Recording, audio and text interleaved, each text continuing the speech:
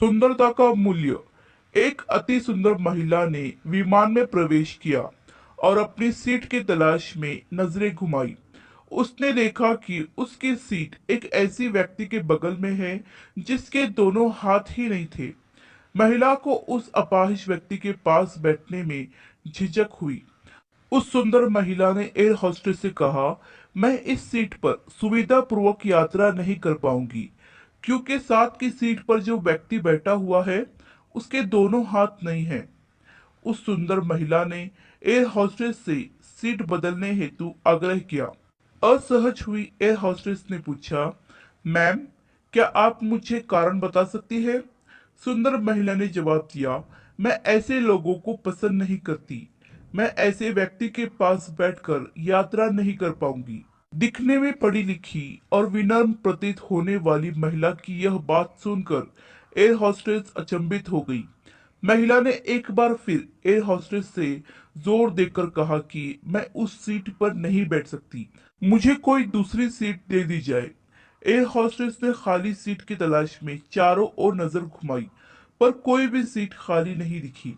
Air hostess ने महिला से कहा, मैडम, इस इकोनॉमिक क्लास में कोई सीट खाली नहीं है, किंतु यात्रियों की सुविधा का ध्यान रखना हमारा दायित्व है। मैं विमान के कप्तान से बात करती हूँ, कृपया तब तक थोड़ा धैर्य रखिए। ऐसा कहकर एयर होस्टेस कप्तान से बात करने चली गई। कुछ समय बाद लौटने के बाद उसने महिला को बताया, मैडम, आपको जो असुविधा हुई उसके लिए बहुत खेद है।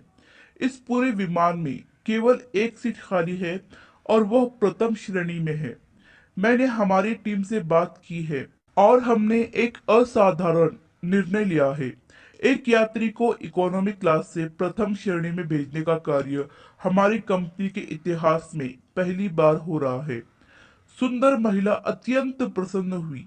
इससे पहले कि वह अपनी प्रतिक्रिया व्यक्त कर पाती और एक शब्द भी बोल पाती, एयर होस्टेस उस अपाहिज और दोनों हाथ विहीन व्यक्ति की ओर बढ़ गई और विनम्रता पूर्वक उसने पूछा, सर, क्या आप प्रथम श्रेणी में जा सकेंगे?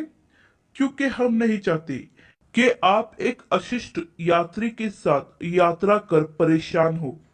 यह बात सुनकर सभी यात्रियों ने ताली बजाकर इस निर्णय का स्वागत किया।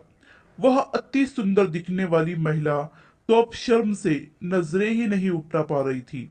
तब उस अपाहिज व्यक्ति ने खड़े होकर कहा, मैं एक भूतपूर्व सैनिक हूँ और मैंने एक ऑपरेशन के दौरान सीमा पर हुए बम विस्फोट में अपने दोनों हाथ खोए थे। सबसे पहले जब मैंने इन देवी जी की चर्चा सुनी तब मैं सोच रहा था कि मैंने भी किन लोगों की सुरक्षा के लिए अपनी जान जोखिम में डाली और अपने हाथ खोए। लेकिन जब आप सभी की प्रतिक्रिया देखी तो अब अपने आप पर गर्व महसूस हो रहा है कि मैंने अपने देश और देशवासियों की खातिर अपने दोनों हाथ खोए। और इतना कहकर वह प्रथम श्रेणी में चले गए। सुंदर महिला पूरी तरह से शर्मिंदा होकर सर झुकाए सीट पर बैठ गई। अगर विचारों में उदारता नहीं है तो ऐसी सुंदरता का कोई मूल्य नहीं है। अगर आपको कहानी पसंद आई तो लाइक, सब्सक्राइब और शेयर जरूर कीजिए।